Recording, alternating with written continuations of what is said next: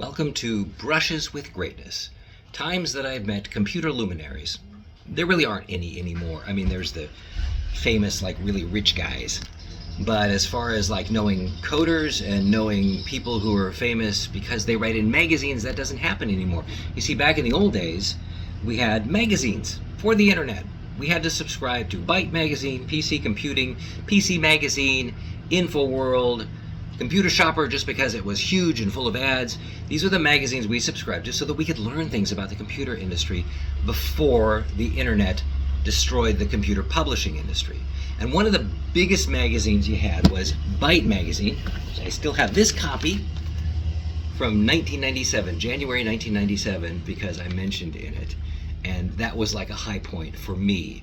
The key was, my brush with greatness was Jerry Pournelle. Jerry wrote a column called Chaos Matter, which appeared every month in Byte Magazine. It was informative, it was fun, lots of personality. You gotta remember, Mr. Pournelle was a famous science fiction author before he became this computer nerd guy who had Chaos Matter with all the computers in it and all the fun stuff that he used to do.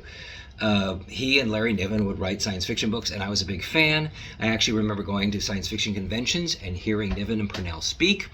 Then we went to computer conventions, Comdex, West Coast Computer Fair, Boston Computer Fair, and saw Jerry Pournelle. And a couple of times he recognized me.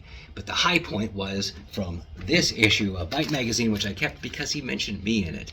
Specifically, he mentioned my book, Web Wombooly, which was really fun. I found two others books that I could recommend. The first is Dan Gookin's Web Wombooly from Peach Pit. That's sadly the only book I've done with Peach Pit. Most beginner guides to the internet just break off after they get to the interesting parts. Gookin goes a bit beyond that. His irreverent style makes this a good book to read as you sit and watch nothing happen on the web. Because the internet was very slow back then, and there really wasn't much media. You gotta remember, this is the 1990s. So here's the book. I still call my website wombooly.com based on this book, and it did really well. I'm really sad that we didn't get to do a part two, but Mr. Pournelle was my first brush with greatness, meeting him, sitting there at some kind of a get-together at these conventions, and he would recognize me and say hello, and knew his wife Roberta as well, and that was a brush with greatness. Those were the days.